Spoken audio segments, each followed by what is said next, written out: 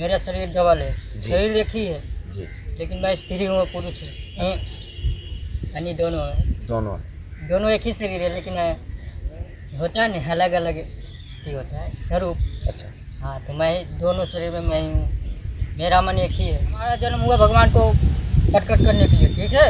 अब प्रकट करने के लिए सब कुछ करना पड़ता है। हम महात्यागी हैं, मैं स्त्री हूँ, मैं ही पुरुष हूँ ना, तो त्यागी भी हूँ, ठीक है, महात्यागी, ठीक है। लोग तो बोलते हैं कि पाखंड भी है, कुछ कुछ लोग बोलने वाला अज्ञान होता है, अज्ञान को समझाना नहीं होता है, वो अज्ञान बोलता है। अगर ज्ञान आ जाएगा ना तो तुरंत ऐसा वस्त्र धारण करेगा, तुरंत भगवान के चरणों में रहेगा। इंदिरा गांधी क्या है, जब भगवान के सामने क्या है, ये सब मानव तुष्ट है, माया है। माया को हम देखेंगे, हम भगवान को देखते हैं, माया को नहीं देखते हैं। ये सब जितना पेड़ पौधा देख रहे हैं सब माया है, माया को हम नहीं देखते हैं। माया तो राम राम सत्य है, सब असत्य है, ये सब देख लो जीवित नहीं रहेगा। जिसमें अ लगा हुआ है वो ईश्वर है, जिसमें अ लगा हुआ है वो ईश्वर है। हाँ नहीं ये बोलेंगे हाँ तो ओम का ऐसे बना दिमाग खराब कर दो। ओम शब्द में 3 शब्दों का बनाओ। देखिए ओ अलग, ओ आ अलग संज्ञा है और ऊ की संज्ञा अलग है। ओम, हाँ तो ऊ अलग है, ओ अलग है, आ अलग है और ऊ अलग है। महाराज जी ने, आप महाराज जी डिफाइन करिए इसको, आप बोलिए। जो वो ईश्वर का नाम है, ऊ जो जीवात्मा का नाम है, म जो माया। श्री कृष्ण जो परमात्मा नहीं है, जो परमात्मा नहीं है वो क्या कहते हैं, ये दोस्तों क्या होता है जब किसी साधक के पास में सिद्धि आती है, क्या होता है जब किसी साधक को साक्षात भगवान के दर्शन हो जाते हैं, क्या होता है उस महास्थिति में। हम जानेंगे एक ऐसे दिव्य संत से जिनके सपने में साक्षात भोलेनाथ आए और इनसे उनका युद्ध हुआ। इनका कहना है कि भोलेनाथ ने इनके ऊपर त्रिशूल भी चलाया और तो और यह पक्षियों से बात करते हैं।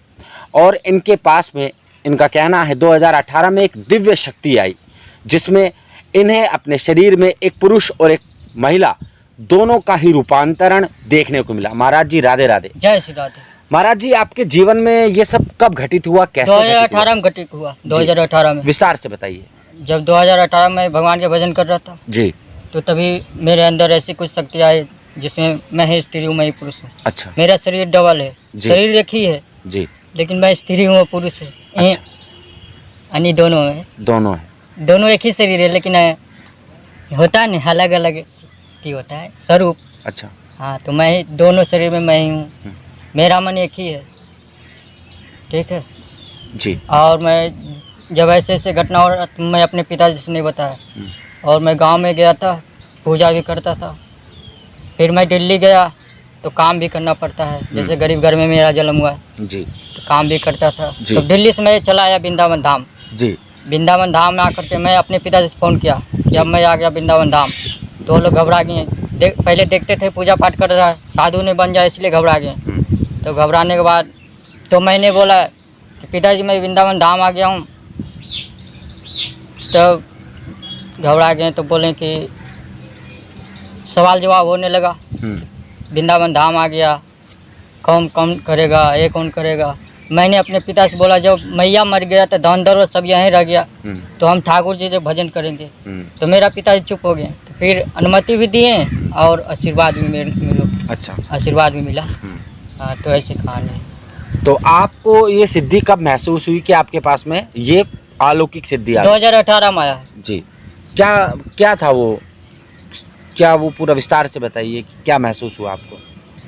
महसूस क्या होगा, जैसे ठाकुर जी का शरीर राधा कृष्ण में है वैसा ही हमारे पास भी है, जैसे सीताराम है वैसा ही मेरा भी है जी। मेरी भी वैसा ही है। मैं समझ नहीं पा रहा हूँ कि मैं कौन हूँ, मैं ठाकुर जी का अंश हूँ, किसका अंश हूँ, श्री हरि जी का अंश हूँ। मेरे पास ऐसे हो रहा है। मैं खुशी में रहता हूँ, हमेशा आनंद में रहता हूँ। जब जब मेरा मन होता है, जब जब मैं खुशी में रहता हूँ, अपार आनंद आता है, अपार आनंद हाँ। आता है। तो आपने कहा कि भोलेनाथ से भी एक बार युद्ध हो गया था। हाँ, भोलेनाथ से युद्ध हो चुका है। कैसे? जब मैं सपना में सो रहा था तो भोलेनाथ मेरे को दर्शन दिए। तो क्या बात हो गया, मेरे से युद्ध होने लगा। तो मेरे पास क्या चक्र था, क्या था, मेरे पास भी अस्त्र था लेकिन मैं भूल गया अपना चक्र क्या था मेरे पास। मैं भी युद्ध कर रहा था, भोलेनाथ ने चलाया मेरे पे त्रिशूल, तो मेरे को क्या होगा? मेरे को कुछ नहीं हुआ। अच्छा, प्रभु का कृपा है, क्या होगा? प्रभु का कृपा है। जिसके कृपा राम करे उसको तीनों लोक में कोई नहीं कुछ करेगा, बिल्कुल कोई बिल्कुल नहीं करेगा। जी। और आपने अपने जीवन में अभी तक वृंदावन में रहकर और क्या क्या चीज़ें सीखी, क्या क्या आपने यहाँ पर पाया? वृंदावन में अपार आनंद आता है। जी। हाँ, और जो मिलना था मिल ही गया। और बस मेरा इच्छा है कि बस एक ही कुछ आ जाए शक्ति, जैसे कि प्रभु का चक्र होता है, हमारे पास अभी कुछ नहीं, यही शक्ति है। मैं स्त्री हूँ, मैं पुरुष हूँ, यही शक्ति है, इसके अच्छा। सिवा कुछ नहीं है। झूठ काहे बोल दें कि हमें पास बहुत है, जी। नहीं, यही है। अच्छा, तो स्त्री का भाव होता है, उसमें आपके शरीर में आपको क्या महसूस होता है? कुछ नहीं महसूस, मैं ही दोनों हूँ तो मेरे को क्या महसूस होगा? मैं स्त्री हूँ, मैं पुरुष हूँ, क्या महसूस होगा? जब आपके पास मोबाइल है तो क्या महसूस हो रहा है? कुछ हो रहा है?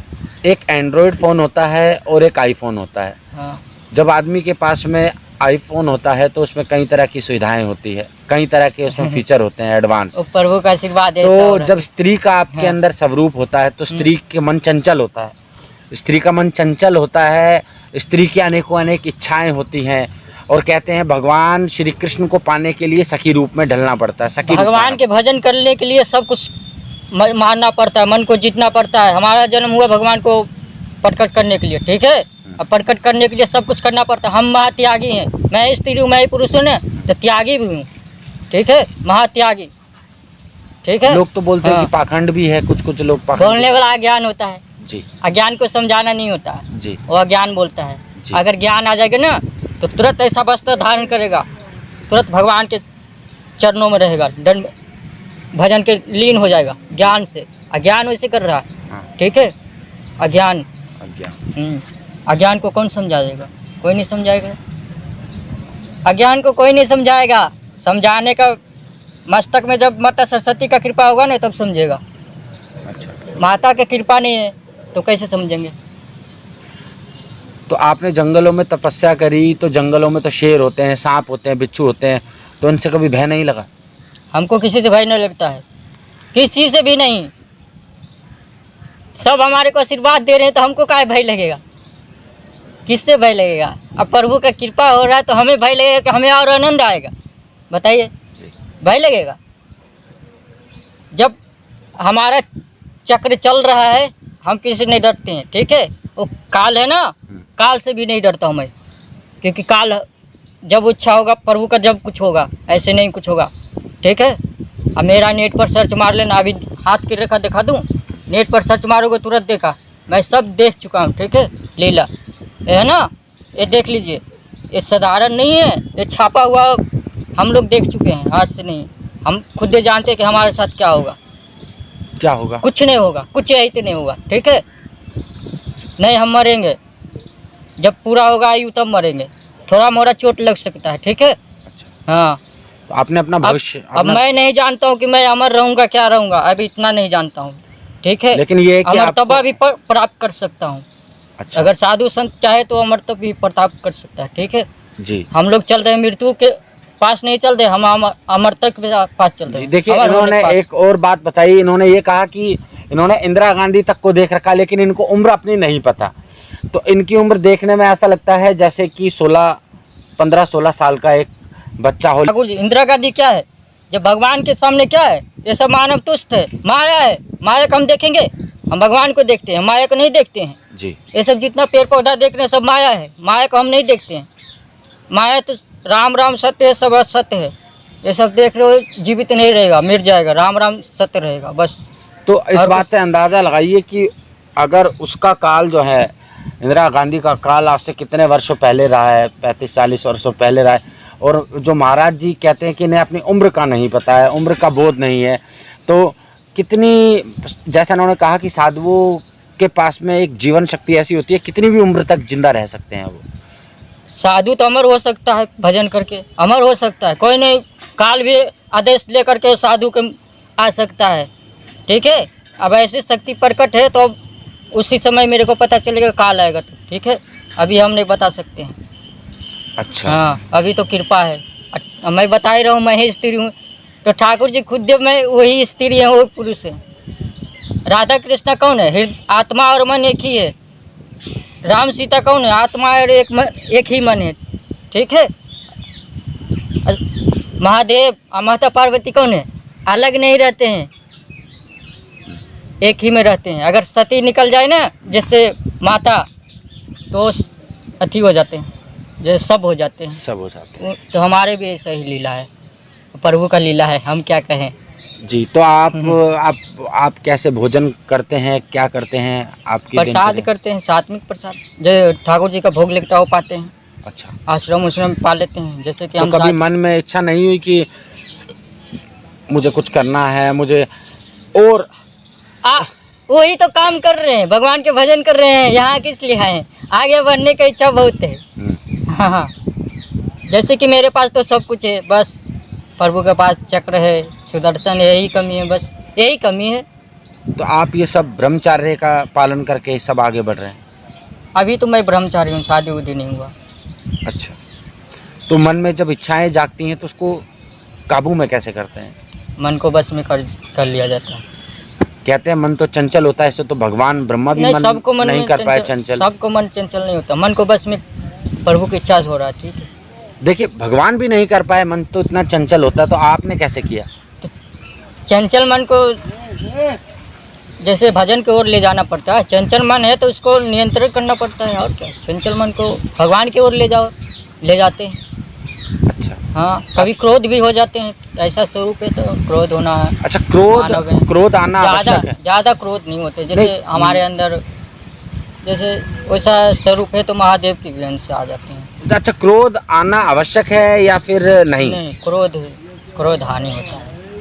भजन में विघ्न हो जाता है, भजन में विघ्न होता है। भजन में विघ्न हो जाता है। हाँ, इसीलिए तो हमारे को दुर्वासा ऋषि तो क्रोधी थे बड़े, लेकिन वो भगवान के प्रिय थे। सबका अलग अलग हिसाब है, हमारा अलग हिसाब है, सबका अलग अलग से बनाया होता है ना। प्रभु जैसा बनाएंगे वैसा तो करेंगे। अच्छा, जीवन की कोई विचित्र घटना बताइए जो आपके जीवन में घटी थी। मेरे जीवन में क्या घटना घटी? यही घटना घटी, और क्या। देवी शक्ति आ गई। तो उस देवी शक्ति का आप उपयोग कैसे करते हैं, कब कब करते हैं? अभी भी मैं बोल रहा हूँ, मैं स्त्री बोल रहा हूँ, ठीक है, मैं पुरुष नहीं हूँ। ये स्वरूप ये देख रहे हो ना, यहाँ भी मैं हूँ, मैं वहाँ भी हूँ, मेरा डबल शरीर है।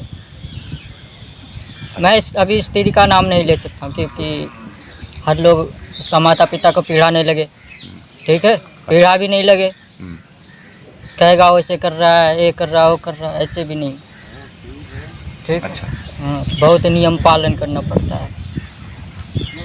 अभी तो मैं ब्रह्मचारी हूँ, आगे क्या होता मैं नहीं जानता हूँ, भगवान की इच्छा हो। अच्छा, और कोई सवाल पूछिए। और ये बताइए कि वृंदावन जो है, वृंदावन में सबसे ज़्यादा आपको रहस्यमय क्या लगा, सबसे ज़्यादा अद्भुत क्या लगा? वृंदावन धाम में अपार आनंद आता है, इससे और क्या कहें। वृंदावन धाम अमृत है, इसमें क्या कहें, है ना। इस अमृत को पान करने आया हूँ। मैं गोवर्धन जाता हूँ, वहाँ भी आनंद नहीं आता। यहाँ वृंदावन में राधा माता श्री कृष्ण यही रोक के रखते हैं मन को। अच्छा। मन को बस में वही कर रखे हैं, ठीक है। अच्छा। वही नियंत्रण देते हैं, तो हमारा इच्छा अंदर में वही करते हैं।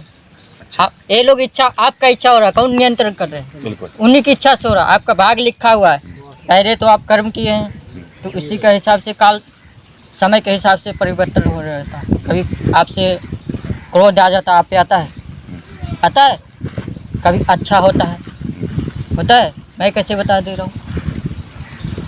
समय चक्र होता है, एक जैसा नहीं रहता। कभी लड़ाई झगड़ा भी आपसे हो जाता है ना। ये तो आम बात है, तो हर आम किसी बात के है। साथ है। हाँ, तो ऐसे ही समय के साथ दुख सुख घटते रहता है। हमारे साथ वो सब दुख सुख के कोई अथी नहीं, हमारे आनंद ही आनंद रहता है, कभी दुख नहीं होते।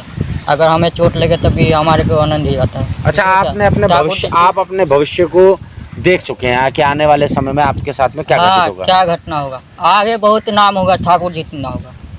अच्छा। हाँ, ऐसी शक्ति किसी को नहीं है। हरिदास को है, स्वयं नारायण राम और कृष्ण का है, ठीक है। आपके पास में आप अंदाजा लगाओ कि मैं कौन हूँ, कैसे किनको पास शक्ति है, आप अंदाजा लगाओ, लगा लो जब मैं बता दिया हूँ तो। अगर झूठ मैं बोल रहा हूँ तो उन्हीं महादेव को कसम मैं तत्काल भस्म हो जाऊँ, ठीक है। ये झूठ नहीं बोल रहा हूँ, ये सत्य है। झूठ बोलूँगा तो ये ना मेरे को पाप लगेगा, सत्य बोल रहा हूँ तो क्या है तो। अच्छा। हाँ, अब उतना ही नाम होगा जितना ठाकुर जी का है। जितना भगवान के नाम है ना उसमें अंकित हो चुका पहले। तो आप कहते हैं किसी साधुओं के पास में जो शक्ति आती है उससे वह जनता का, भक्तजनों का कल्याण करते हैं। हाँ यही। हाँ तो हम भजन जो कर रहे हैं ना, मैं अपने लिए नहीं कर रहा हूँ, मैं ठाकुर जी के लिए कर रहा हूँ। मैं अपने लिए करूँगा तो स्वार्थ हो जाएगा, लेकिन ठाकुर जी के लिए कर रहा हूँ क्योंकि उन्हीं ने हमको बनाए हैं, उनका अंश हूँ तो उसी के लिए करूँगा नहीं। तेरा नाम कौन सा नाम है उनका? बताइए। उनका नाम क्या है? किसका नाम पूछो? किसका भजन करते हो? किसका भजन करते हैं? राम को करते हैं और किसका करते हैं? नाम का? आप किसका करते हो? ओम का करते हैं। हैं? ओम ओम। ठीक है, किसी को करिए, नाम अलग अलग है लेकिन वही है। वो कैसे हो जाए? अब दोष देखोगे तो ओम तो पहले से ये दोष देख रहे हैं, हमारे में दोष नहीं चलता है, हमारे में दोष ही नहीं चलता है, सब एक समान है। नहीं ये कह रहा हूँ, हाँ। ओम नाम तो पहले से हाँ, ओम नाम चले, राम चले, कृष्ण चले, सब एक ही हैं। ये तो बाद में आए राम और कृष्ण, तो बिल्कुल। लीला करने के लिए आते हैं, ठीक है, लीला नहीं करेंगे। परमात्मा सर्वव्यापक सर्वशक्तिवान है। बिल्कुल। लीला करने के लिए सब ईश्वर के बिना तो पत्ता भी नहीं हिलता है। उसको लीला की कहे क्या, जो वो उसके बिना पत्ता नहीं हिल सकता है। हाँ। तो लीला है तो वो सब देख ही रहे हैं। पहले सही बोले, सही बोले, सच जो सही बात है वो सही कहेंगे, इसमें क्या बात है। वो प्रभु की इच्छा से हो रहा लीला। ओम आत्मा से निकलता, आज जो कहते हैं आत्मा से परमात्मा, कहते हैं कि नहीं कहते हैं? हाँ। आत्मा से परमात्मा, ईश्वर अंश जीव अविनाशी। ये जीवात्मा जो ईश्वर का अंश है, और ये सब अ नाम ईश्वर का, ऊ नाम जीवात्मा का, म नाम माया का, ओम 3 शब्दों का बना हुआ। और धका ले तो आत्मा से ओम निकलता है। महाराज जी एक आसन दीजिए महाराज जी को। एक की आत्मा से ओम निकलता है। जी, तो जैसा महाराज जी ने हम रामानंदी ओम की पूजा करते हैं, हम थोड़ा अपना अपना हिसाब। महाराज जी एक बार इधर आइए आप। तो महाराज जी ने जैसा आपसे कहा हाँ। कि आप किन का आप स्मरण करते हैं, आप जैसे जी महाराज जी ने जैसे आपको बताया आप गृहस्थी हैं। महाराज जी इधर आपको महाराज जी ने बताया आप गृहस्थी हैं, तो आप क्या गृहस्थी जीवन में गृहस्थी साधु भेष नहीं है ना, मोछ रख रखे, हमारा मोछ दाढ़ी कटवा रखे। महाराज जी जैसा इन्होंने स्वरूप बताया, बताओ ना। महाराज जी इधर आइए, इधर साधु के साथ बात कर रहे हो, देखो सबसे पहले तो ऐसा है, साधु के साथ ऐसा नहीं करना चाहिए। ये साधु ये नाम ज्यादा बोल रहे हो। और नाम तो ईश्वर का है जी। हाँ, किसी को नाम लीजिए अच्छा बस। सब चुप रहने बाबा। वो नाम जीवात्मा का है जी। म नाम माया का है जी। तो देखो महाराज जी आप इधर थोड़ा सा, मैंने आपको जैसा कहा अच्छा। आप महाराज जी जो महाराज जी ने अब अपने मैं समझ गया। महाराज जी ने अपने बारे में महाराज जी ने आपको बताया कि महाराज जी के पास में जो दिव्य शक्तियां हैं, हाँ। इनसे इनका स्त्री एक स्वरूप है और एक पुरुष स्वरूप है। हाँ आप गृहस्थ हैं लेकिन ये ब्रह्मचार्य हैं, हाँ तो इनकी सिद्धि पर कोई संदेह नहीं है हमें, इन पे है। लेकिन आपने इनसे सवाल पूछा कि भाई जो आप पूजा किनकी करते हैं, महाराज जी आपने क्या उत्तर दिया? मैं तो रामानंदी और रामी को कहूँगा क्योंकि मेरा मंत्र मिल चुका है, गुरु मंत्र, उसी को मैं मानूंगा। तो ये तो राम का अब जी। कृष्ण ओम का मिलता तो ओम जपता, उसमें क्या है? तो गुरु मंत्र जाहिर सी बात है, हाँ। जिनको जो मिल जाए प्रभु अच्छा, कहीं, अच्छा, प्रभु जो ठीक- देंगे वो ठीक है। वही तो करेंगे। एक राम दशरथ का बेटा है, वो दशरथ का ही है। जी एक राम रोम रोम रमने वाला राम, जी वो ईश्वर है जो रोम रोम रमा हुआ है। जी चाहे उसको अल्लाह कह लो, ईश्वर कह लो, चाहे ओम कह लो, ओमकार कह लो, ये एक जी। जो है जी हम अल्लाह तो नहीं कहेंगे क्योंकि हम नहीं, सनातनी है। जिसमें अ लगा हुआ है, सुनो, जी जिसमें अ लगा हुआ है वो हाँ। ईश्वर है। अ नाम ईश्वर का है खाली। आ नहीं ई बोलेंगे। ई। आ तो- म।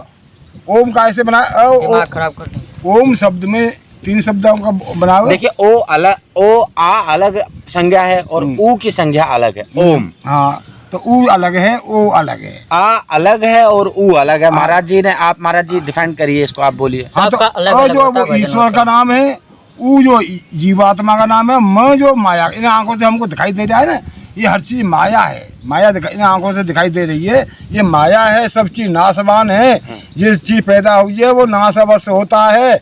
ये शरीर तो मिट्टी का बना हुआ, 5 तत्वों का बना शरीर, जिस वायु जल आकाश अंगरा पृथ्वी, ये 5 तत्व का शरीर देखिए बना महाराज जी हुआ हंस रहे हैं, महाराज जी सही बोल रहे हैं, सही एकदम सही बोल रहे हैं, लेकिन मेरा ये मानना है ये महाराज तो जी, निकल जाता है। इसके बिल्कुल। बाद जो ये मिट्टी में मिल जाती है, उसके बाद में जो निकल जाता है वो क्या चीज है? वो ही जीवात्मा है और उसी का स्वरूप वो परमात्मा है। वो सब शरीर के अंदर है। तो वो महाराज जी- सर्वव्यापक है, जी। ईश्वर सर्वव्यापक है, पर शरीर के अंदर उसके दर्शन होते हैं, बाहर उसके दर्शन नहीं होते हैं। महाराज जी बाहर दर्शन नहीं होता है, बाहर दर्शन नहीं हो पाते हैं। अब भजन करोगे तब नहीं होगा, ऐसे हो जाता अब वो क्या जानते हैं? अंदर बाहर दोनों से। वेदांति थोड़ी है, ऋग्वेद है, अथर्ववेद है, सामवेद है, अंदर बाहर यजुर्वेद दोनों से हो है, जाता है। सत्यार्थ प्रकाश है, उपनिषदि है, योग दर्शन भजन है। करने के लिए ये कथा शास्त्र है। कोई महाराज पढ़ने आए जी क्या देखिए आपके देखिए मेरी बात सुनिए, तुलसीदास जी थे, हाँ। सह शरीर उन्होंने भगवान राम के दर्शन करे। हम्म, श्री हरदास हम्म, जिन्होंने भगवान के साक्षात दर्शन करे, श्री श्रील प्रभुपाद जिन्होंने वृंदावन की दिव्य खोज करी और सारी चीजों को सामने ला के रख अब दिया। मेरी एक बात सुन लेंगे कि ईश्वर, प्रभुपाद जी ने तो पूर्ण महत्व दिया है वृंदावन। बताइए। अब हमारी सुन लो, ईश्वर तो न जो कर्म करता है, न जो जन्म लेता है और मरता है, वो कर्म भी करता है और कर्मों के भोग भी भोगता है। ईश्वर इससे परे है, न कर्म करता है न कर्मों के भोग भोगता है, वो इससे परे है, परमात्मा। ठीक है। और जो जीवात्मा ये स्वादी है, नष्ट। देखिए मैं महाराज जी की बात को काटता हूँ, क्योंकि भगवान श्री कृष्ण ने एक बात कही थी कि मैं भले ही सब कुछ जानता हूँ, मैं परमपिता परमेश्वर हूँ, लेकिन एक भील की तीर से उन्होंने अपने प्राणों का त्याग किया। उन्होंने भी कर्मों को भोगा, उन्होंने मानव रूपी शरीर में जन्म लेकर उन्होंने भी गांधारी के श्राप को पूर्ण किया, उन्होंने भी कर्म भोगे अपने। तो कर्मों के भोग भोगता है, वो परमात्मा नहीं है। तो श्री कृष्ण तो है, श्री कृष्ण जो परमात्मा नहीं है, वो क्या कहते हैं, जो मोबाइल में ही सबसे पहला मोबाइल खोलो तो उस पर कहता है कि बच्चा गीता मत पढ़ना, ध्यान लगा, ध्यान, कृष्ण से ऊपर बढ़ो। किसने बात कही है? कृष्ण से भी ऊपर बढ़ो, जो मोबाइल ही कह रहे हैं तुम्हारे, आप खोलते ही कह रहा है कि बच्चा देखिए गीता मत महाराज जी पढ़ना। आप कुछ क्या, ये भी कह रहे हैं कि अर्जुन नहीं होते तो गीता नहीं होती, बिल्कुल और पापियों के पापों की आप बताइए। अब मैं कह दूं, सवाल दे दूंगा, जवाब दूंगा। बताइए। हम लोग दोष नहीं देखते ना, नहीं दोष नहीं, आप जवाब दीजिए। दोष ही नहीं देखना, जवाब क्या? जी। किसी में जैसे भगवान है, किसी में दोष नहीं देखना, 33 करोड़ देवी देवता, उसमें दोष ही नहीं देखेंगे तो हम कैसे जवाब दें? इसी जवाब हो गया। अब किसी का देवता मन 5 ही हैं, वायु जल आकाश अंगरा पृथ्वी, ये 5 देवता हैं जो अपने, और फिर बाकी देवता सब में जो देवता, वो देवता उसको कहते हैं जो अपने स्वार्थ के लिए न करके दूसरे के स्वार्थ, दूसरों को लिए देता है, दान देता है, उसको देवता बोलते हैं। जैसे वायु देवता है, अपने लिए क्या कर रहा है, हम दुनिया को जीवदान दे रहा है। जैसे अग्नि देवता है, अपने लिए क्या कर रहा है, हम दुनिया को जीवदान दे रहा है। चंद्र देवता है। हाँ जी, ये देवता है। अच्छा, तो चंद्र देवता ने अगर कोई दोष नहीं करा तो उन पे दाग क्यों लगा? ये सब झूठी बात है, गलत बात है, ये लिखी हुई मनगढ़ंती कहानी आप है। देखिए महाराज जी, चित्त भी आपका, पट भी ऐसा आपका ये तो नहीं होगा। मनगढ़ंत कहानी है, तारे आप तारे। बताइए। ये सब सुनो। कर्म का फल है। शब्द का जवाब दो जो सत्य का। हाँ, जो तारे हैं, तारे, जी। ये कोई मनुष्य थोड़ी है, किताब पे जो पढ़ा है, ये मनुष्य चांद थोड़ी पे है। दाग क्यों पड़ा है? हैं? आग क्यों पढ़ा है? हमारे ग्रंथों में जो वर्णित है, देखिए राधे रानी की कृपा से, ठाकुर जी की, मेरी माता रानी, मेरी ठाकुरानी की कृपा से कुछ कुछ शब्दों का चयन हम भी करना जानते हैं और कर रहे हैं। तो महाराज जी ने कहा कि इनका कोई दोष नहीं लगता, ये जो 5 देव हैं, लेकिन मैं महाराज जी को अभी 5 देवताओं के किसी न किसी दोष के बारे में बता सकता हूँ, लेकिन मैं अभी फिलहाल चंद्रदेव पर आया। महाराज जी, चंद्रदेव पर दाग क्यों लगा, क्या है इसका इतिहास? ये सब मनगढ़ंत कहानी है। अच्छा, मनगढ़ंत कहानी है तो ये सही। कोई आदमी थोड़ा ही है, पृथ्वी देवता है, तो ये कोई सम्मुख कर भी जा रही है कौन? हाँ जी, ये कोई सम्मुख कर भी जा रही है, पृथ्वी है, वायु है, सूर्य है, ये सब मनगढ़ंत कहानी है। अच्छा मनगढ़ंत कहानी है। अच्छा ये बताइए, चलिए मनगढ़ंत कहानी है, चंद्र देवता को छोड़िए, जो वायु है, अगर आप इस शुद्ध वातावरण में बैठे हैं, आपको वायु का आनंद आ रहा है, श्वास आ रही है अच्छी, लेकिन अगर आप कहीं किसी ऐसे क्षेत्र में बैठ जाए जहाँ पर कोई जीव मरा हो या फिर कोई अग्नि लगी हो, तो वहाँ पर आपको जो है श्वास नहीं लिया जाएगा, तो आप उस वायु को किस चीज़ की संज्ञा देंगे? वो नरक की संज्ञा है। तो वायु का दोष है ये?